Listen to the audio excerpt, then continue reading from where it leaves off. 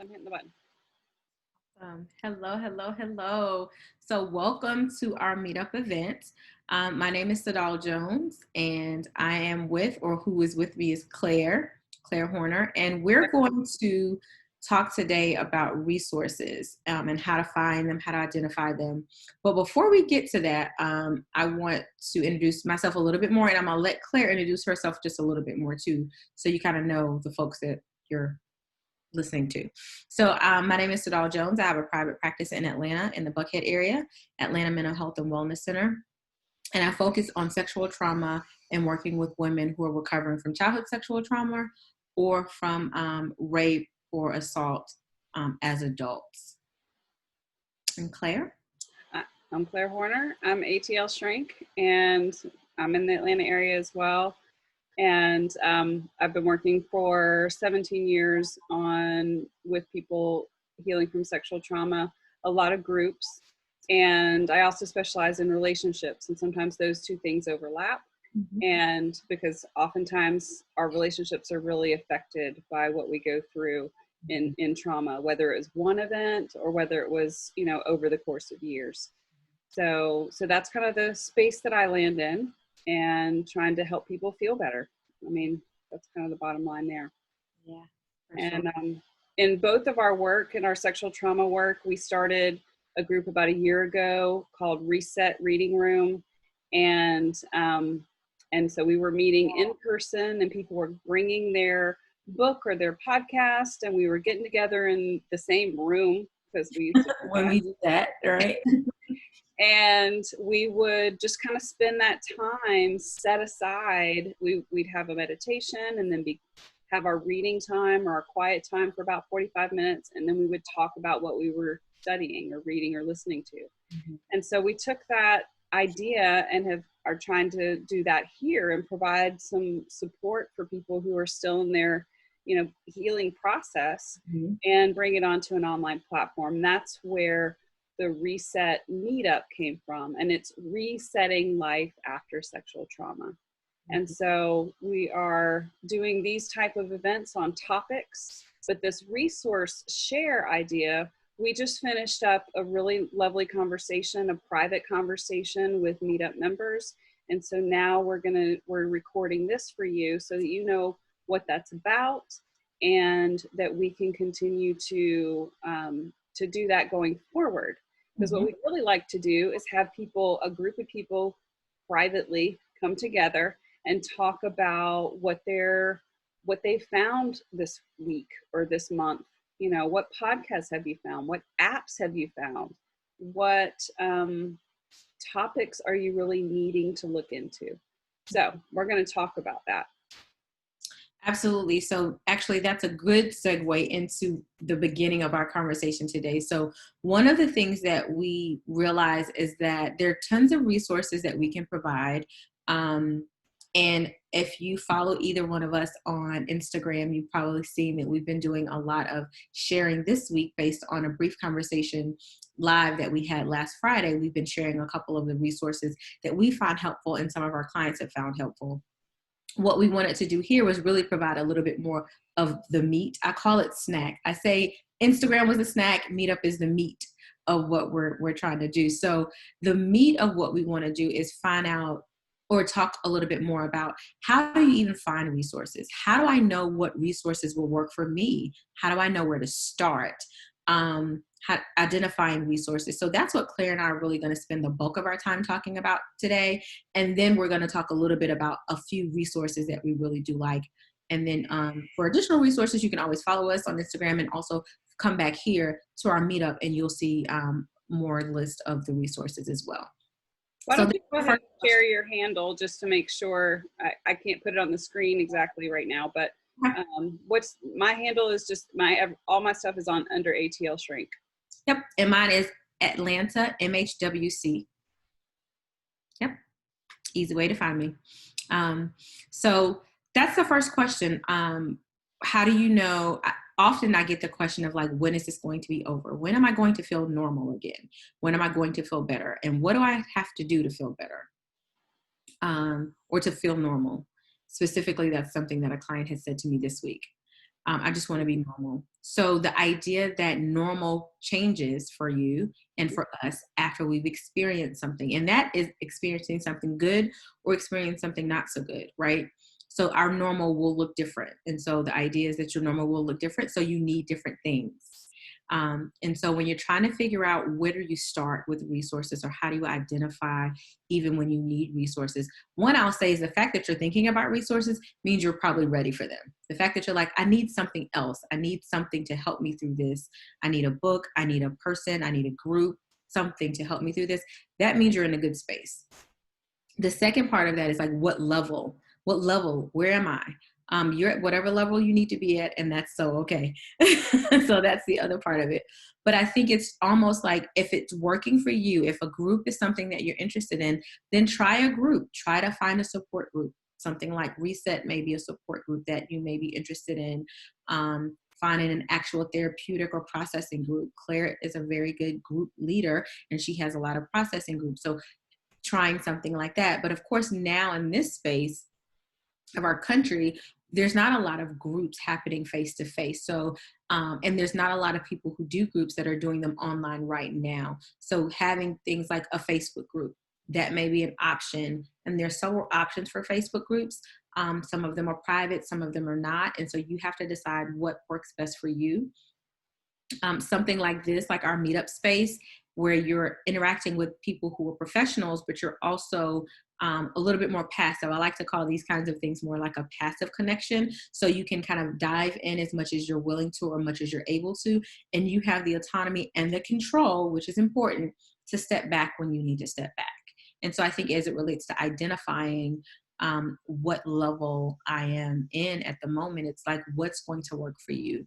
And there's nothing wrong with trying something, maybe starting a podcast, listening to the podcast. One of the podcasts that we shared earlier this week came from Therapy for Black Girls, and it's healing after sexual assault or sexual abuse. And so if that is something that you start listening to, but somewhere along the way in listening to that, the information becomes overwhelming, or the sound of what's happening in the podcast, the conversation becomes overwhelming. The words. The words, exactly. Triggering. The words may be triggering or become overwhelming. Then you stop the podcast, and that means you've had enough of that. And that's so okay.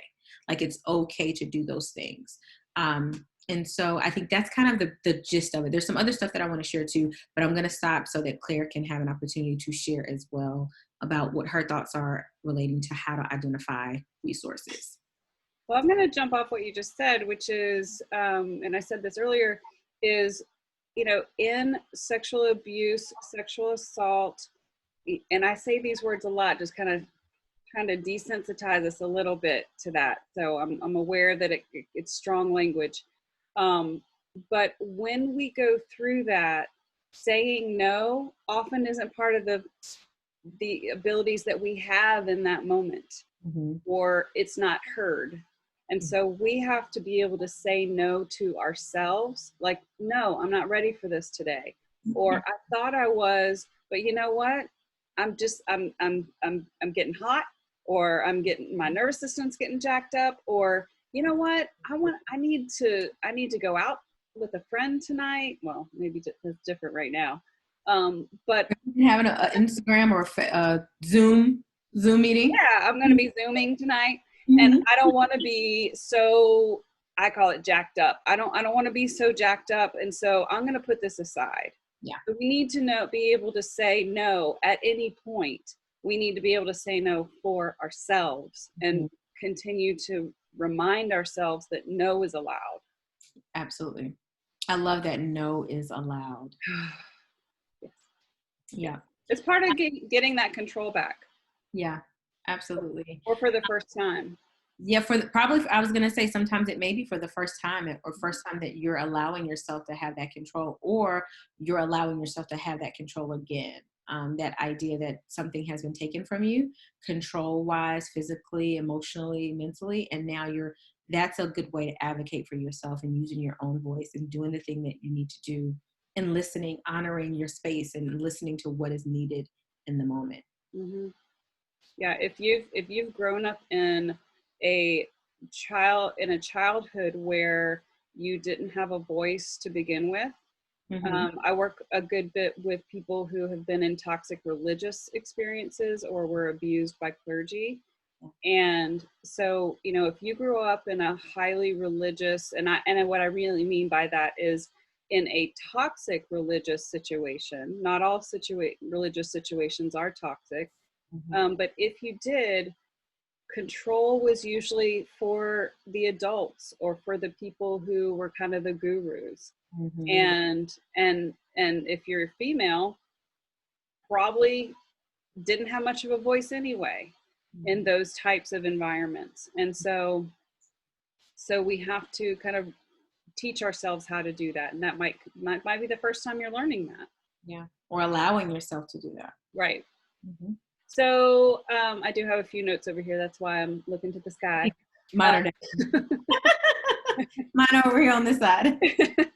So in getting started, for me, the questions to ask ourselves are, what do I need? Mm-hmm. And we talked earlier about how sometimes we need to funnel down. You were talking about funneling down from the topic of sexual trauma to, what am I going through? Mm-hmm. Do I need relationship help? Do I need help with sleep? Do I need to know how to have fun? Do I need to know how to play? Okay, that's a whole topic. It is.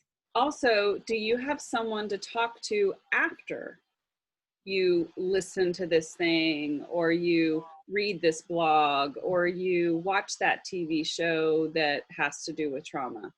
Do you have someone you can process that with, is what we call it. Yeah.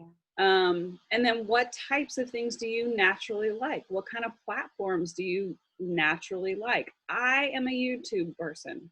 Mm-hmm. I like my YouTube. I like my YouTube when I'm working. I like my YouTube when I'm watching TV and watching YouTube. I like my when I'm putting on my makeup. I mean, like, I'm just watching YouTube all the time. Mm-hmm. So what kind of platform is good for you is a question to ask. Because I think the other part of that is you want to do the thing that is natural for you. If you're not an avid reader, then a book, I have a really big book. One of the resources that I'm going to share is one I've shared before, but it's here beside me. It's a pretty big book. And so when first of all, when people see the title, they're like, survive what? And then when they look at the thickness, they're like, what? Why are you reading that again? But I'm an avid reader. I love to read. So I have books, paper books and books that you flip through, but I have them on my phone. I have them on my iPad. I have books everywhere because I really like to read. So that works for me. I'm like Claire, I like YouTube. So if I'm looking up something, I will go to YouTube and find something on YouTube relating to X, Y, and Z, or a podcast. I like to listen to podcasts. So those are things that are natural for me. Find the thing that's natural for you, that you like to do, or something that you know that you can access very easily. Sometimes you're in an environment that does not allow you to purchase a book and have a book out that says anxiety, depression, etc., etc., and that's okay.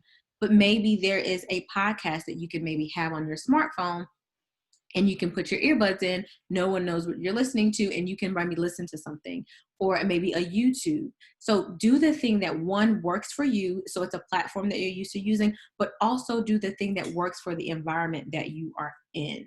Because I want to be really clear that we're in a space where sometimes we're in situations longer than we like to be. For instance, you may be home with someone that may not necessarily be the person that you want to be reading a book about sexual assault or sexual abuse or childhood sexual abuse.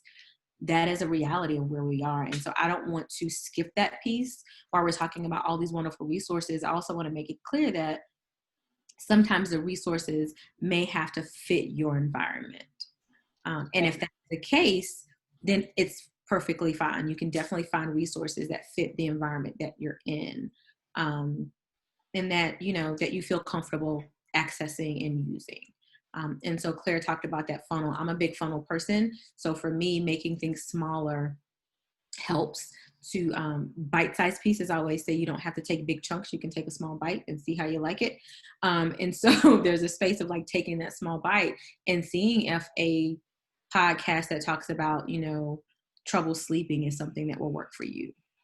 And then in that, you'll find some other information that may be helpful for you.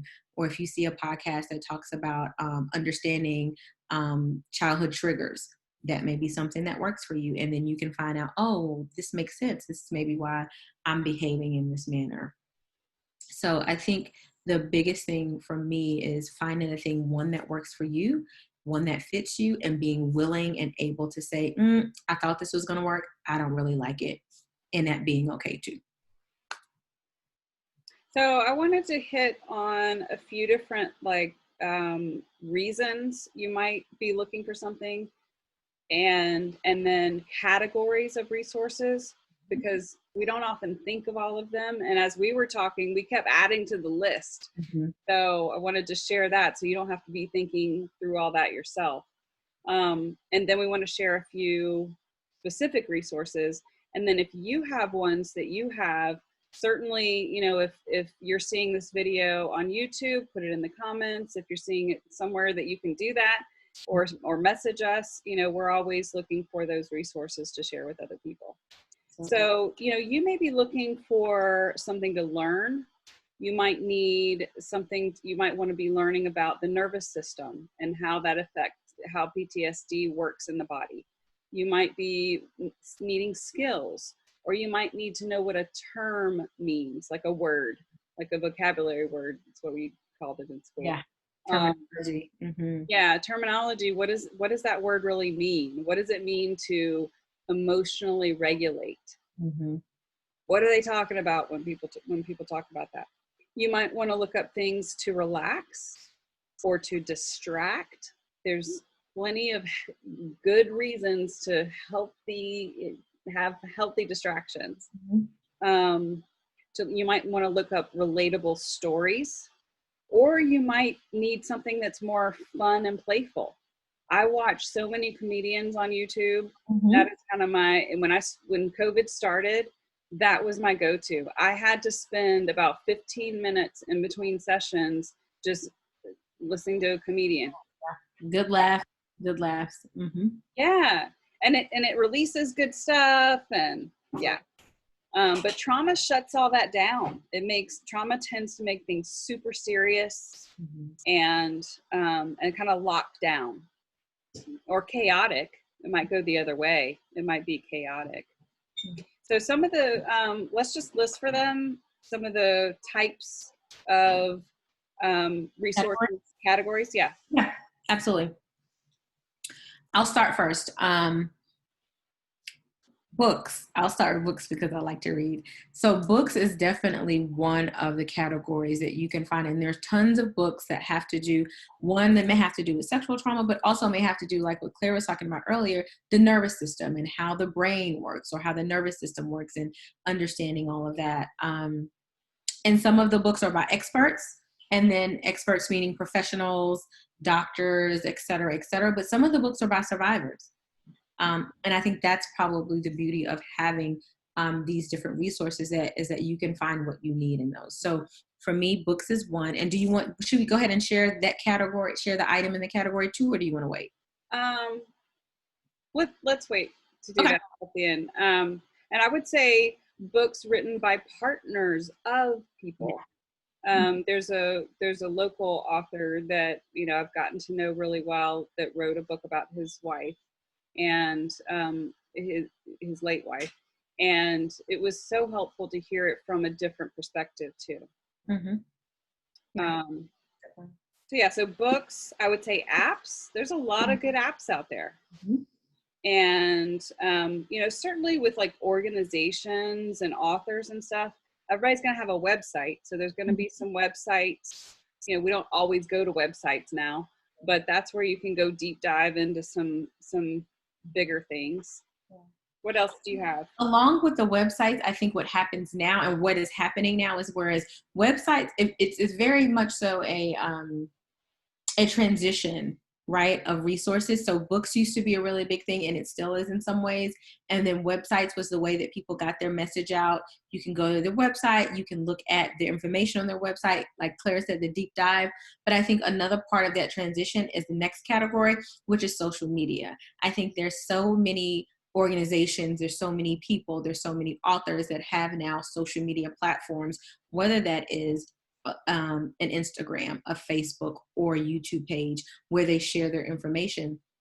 And so I think social media is a huge way to maybe do a passive connection, and getting resources, or maybe getting some encouragement in many ways. So there's so many Instagram pages that deal with issues relating to trauma, relationship trauma, childhood trauma, mental health, etc., wellness, mindfulness, all of those different things. And so finding those particular platforms to see what are they saying, and it's interesting because you can pass by something on social media and go, wow, that's talking to me, that's for me.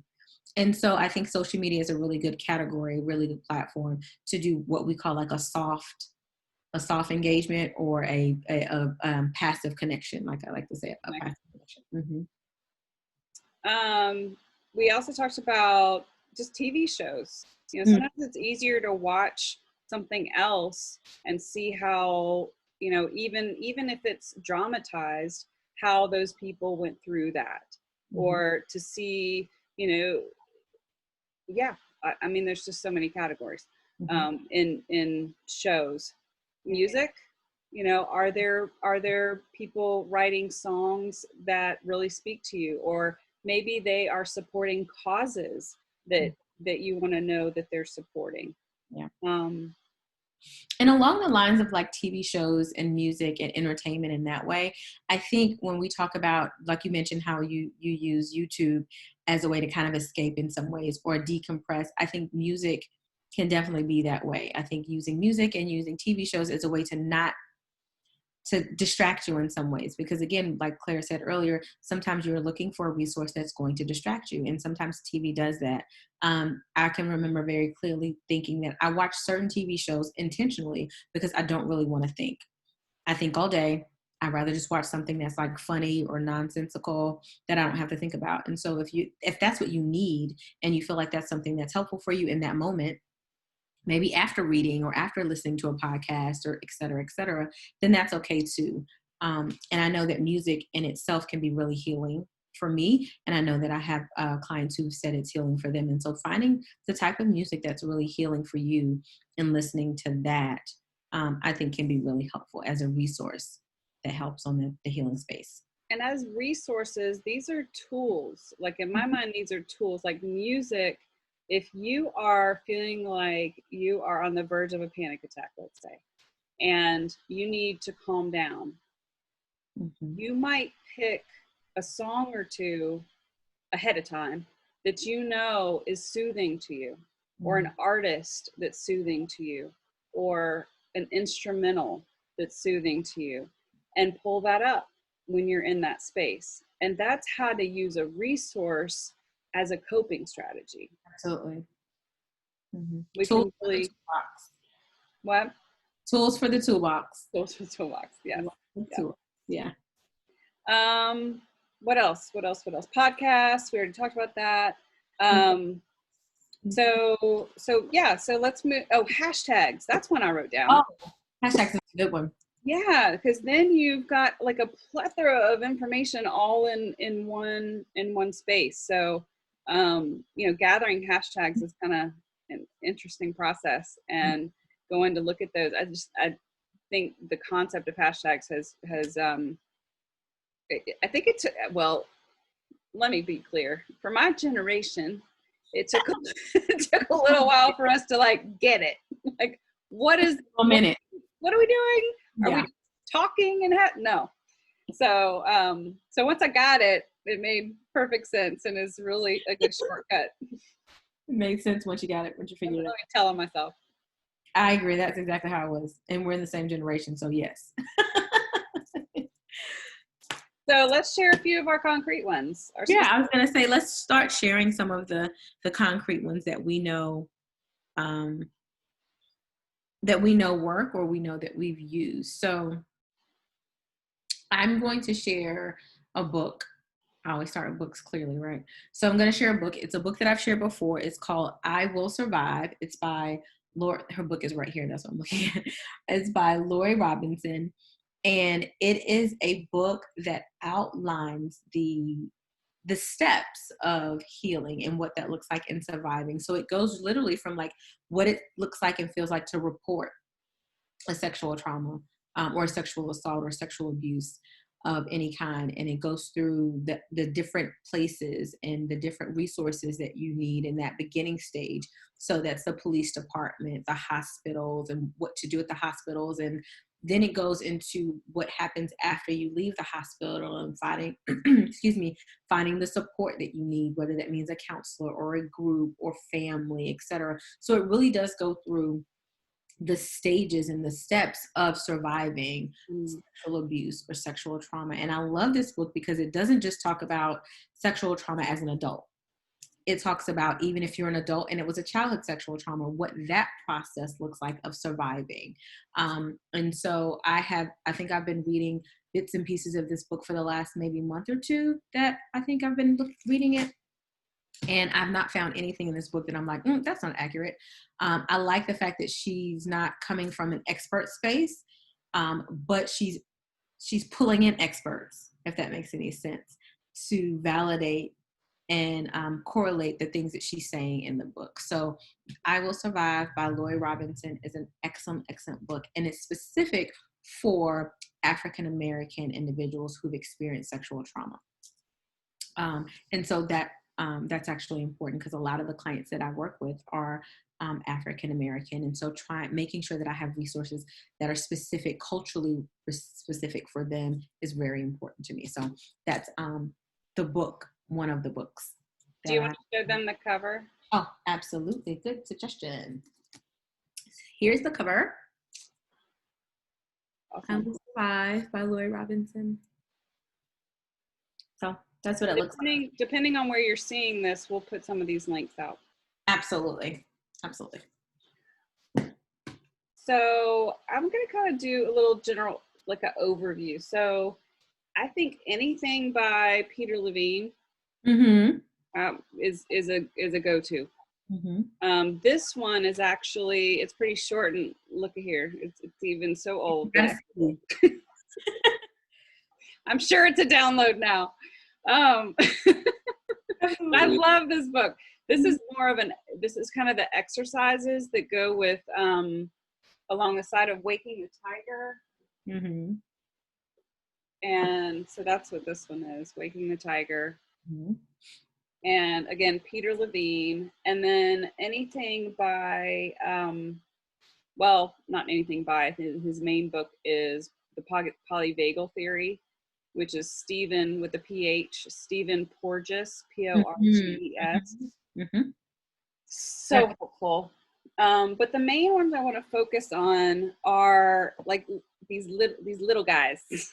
Yeah, those are like the ones that you can read and it's not too overwhelming, but you still get really good information in those books. Exactly. Yeah. Is Nora's book in there?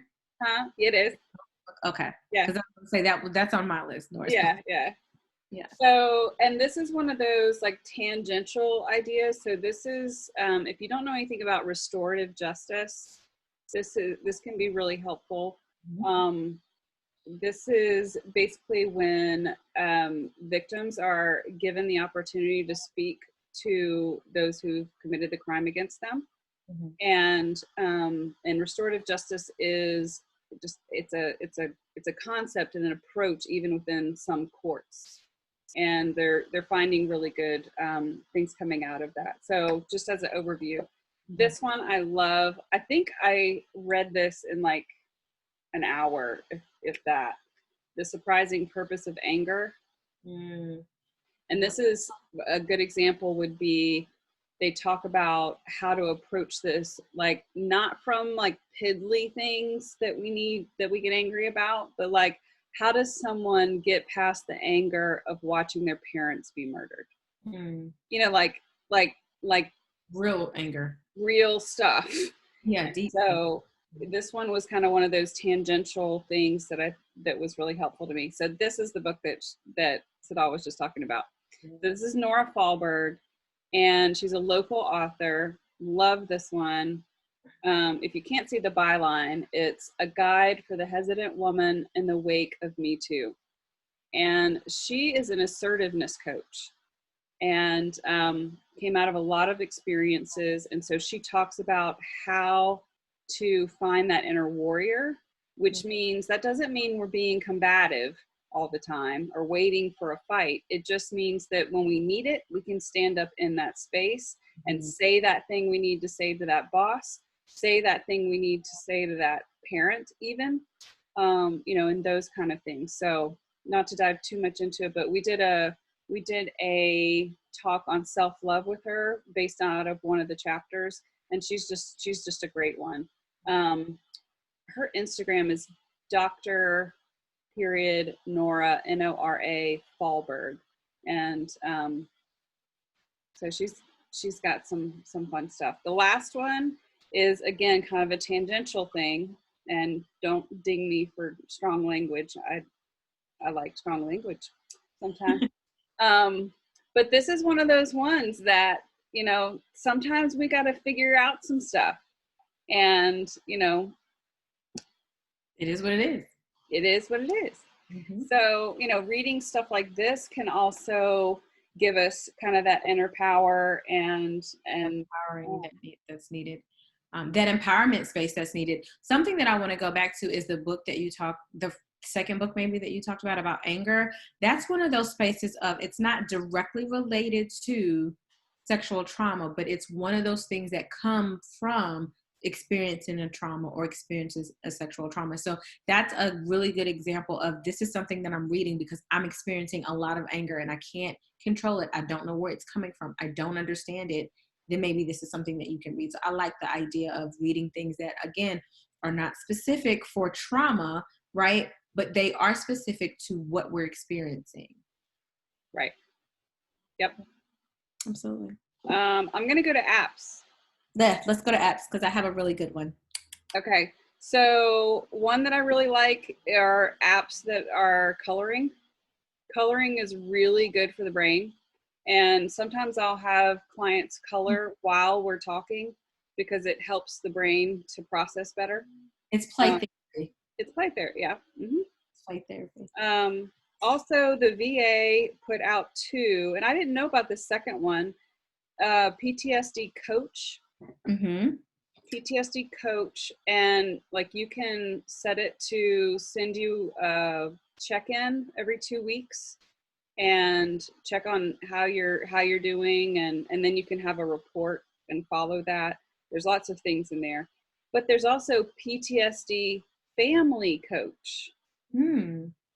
So this idea of supporting the loved ones, friends and family and partners, that's a passion of mine too. We haven't quite gotten there, but yeah. So that's a good one. Are you going to talk about Liberate? Nope, that was on my list. I actually have 2, and Liberate was one of them. So okay, so I'll leave that alone. Headspace for meditation, and I know meditation can be a hot topic. Sometimes people hate it. Journaling apps would be good. So I'll leave that there. Yep. So interestingly enough, Headspace was one I had. Headspace and Calm were 2 kind of meditation type apps that I had, guided meditation or meditation apps, and then Liberate. So I just learned of this app because Claire introduced this app to me, and it's an app called Liberate Meditation, and it's specific for Black, Indigenous, and people of color. And the thing that I love about this app is that the app is made for and by Black, Indigenous, and people of color. So the topics are specific for what people in those cultures are going to experience or probably are experiencing. And also the conversation, so the voices that you hear are a little bit more similar. I just read something a little bit earlier today that said most apps, there's another app too that I can't remember the name of it. I forgot to write it down, but I will post it for sure. But that most apps are made with voices of European voices, and they're made by white people or non-people of color. Mm-hmm. And so I find that now there's a lot of people that are starting to build apps specifically for people of color that deal with depression and anxiety and mental health and wellness, et cetera, et cetera, et cetera. So I think it's important to kind of have those avenues and have those spaces where you feel, again, culturally specific resources are really important. And so I just found Liberate Meditation last week, and I'm loving it. And I've been suggesting it to clients. So that's one app that I have. But I'm also a firm believer of affirmations and a way to re-trigger, retrain our brain and retrain the thoughts that we have, especially if you've experienced childhood trauma, whether that be emotional trauma, physical trauma, or sexual trauma. One way to retrain that the brain is to have positive self-talk.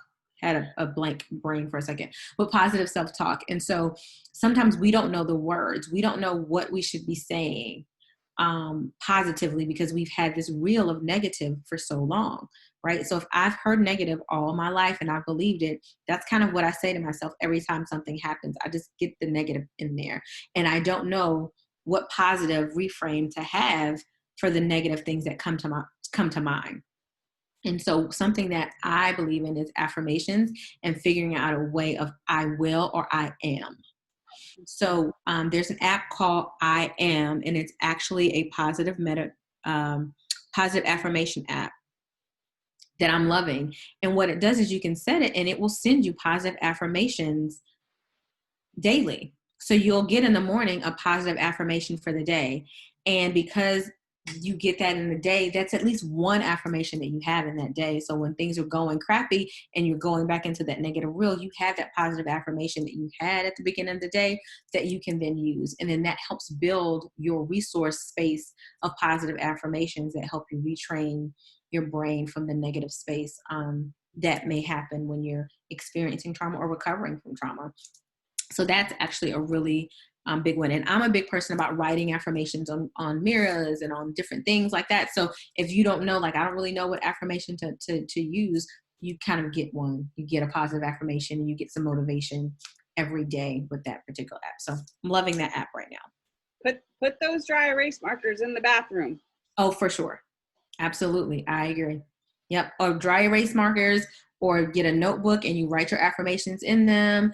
Or you get note cards and you write affirmations on the note card and you tape them to your desk or tape them to your computer or whatever that looks like, so that you can have them readily where you can see them. And then you just repeat those to yourself. And because I always say that, clients always say, well, how long am I going to think like this? It's the idea of the same thing as like, how long am I going to feel like this? Well, if you've been taught from a child to not trust your own gut and to not believe yourself, and you've been taught from a child to depend on someone else or not have boundaries, it's difficult to now, as a 20, 30, 40, even 50-year-old now, to think I'm going to create boundaries. I can create boundaries. I'm in control of myself. I am enough. I am okay. It's when you don't have any of that, it's hard to think that that's something that you can say to yourself. And it's even harder to believe it. But what we have to do is replace those negative reels with something that's more positive and more factual. Mm-hmm. And so those types of things help with figuring out, well, I don't know what to say. And so I like those apps for that. There's so many. Yep. There's an organization called oneinsix.org, and it's the number one, IN, and then the number 6.org. And they are specifically there for boys and men who have been through sexual assault. And there are so many firsthand stories that are shared on the website itself. And it is just such a rich resource. And I've been following them for a long time. And so I would really encourage you to look up 1 in 6. And I do want to mention it's a podcast and a Facebook group. And I think Eric just started on YouTube as well, but it's Preacher Boys. It's called the Preacher Boys documentary, or Preacher Boys doc. And he is focusing on abuse within the fundamentalist Baptist movement. And so the Facebook group is made up of people mostly who have come out of that movement or have come out of toxic religious experiences or abusive religious experiences, and giving a platform for that. And the podcasts are great. I mean, yes, I'm in there somewhere. We had a really good conversation about getting started in therapy and things like that. And I get in the Facebook group sometimes. I'm not doing this to plug that, but he is amazing and is doing amazing things for survivors. And so I do want to mention that. So that podcast is, again, Preacher Boys Doc for documentary, and he is writing a documentary. So he's doing some amazing things over there. Awesome sauce. One last podcast, since you're talking about podcasts, that I'm going to mention is Therapy for Black Girls. And the reason I love this podcast and website and Instagram, multiple platforms that she uses, Dr. Joy Harden, she is a psychologist here in the Atlanta area. And you can even look up a therapist, right? Yeah. So that's one of the things that I really like, is that one, she has a directory that's specific for women of color who are looking for a therapist. And so that's one piece of it. The second piece is that she has a podcast. In her podcast, she doesn't only talk about sexual assault. She talks about it in one of her sessions, which we shared on our Instagram earlier this week. But in addition to that, she talks about mental health across the spectrum. And she has guests that talk about mental health in different areas. So if you're not really looking for sexual trauma specific resources, that is a great space to be in, so that you can find something that works for you. She talks about relationships a lot, healing from relationships, recovering from relationships, what that looks like. She talks about, dealing with your children and what that looks like, balancing your life, all of those different things that you may be experiencing that may have something to do with sexual trauma, but maybe that's not the main thing at the moment. And so there are other areas of your life that you're looking for healing from or healing with. And so she does a really good job with that. And then her Instagram is also very encouraging, very empowering, and supportive. And so though like I said, she has multiple platforms that she's on, and on all platforms is Therapy for Black Girls. So Therapy for Black Girls on her website, Therapy for Black Girls on her podcast, and also on her Instagram. So that's a really good resource that I use for myself. And then I also refer my clients to her as well. Awesome. Well, this has been fun, and we can go on and on and on. And so we want to continue to talk about resources forever. Yeah. So right. So this is an ongoing conversation, especially in the Reset meetup. This is going to be an ongoing conversation with that community. And if you're watching this in the future, maybe you can still find our stuff listed for you, and also the things that we're going to be attaching to this video. So we appreciate you hanging in. I don't even know how long this was. But it was a good conversation. So yeah. And so we're dedicated to helping people to more easily find resources and to more easily find each other, and to help in this healing space that other people created for us. But here we are trying to live our life and make the best of it. Absolutely. All right. So thank you guys so much for joining us. We appreciate it, and we will see you the next event. Thank you so much.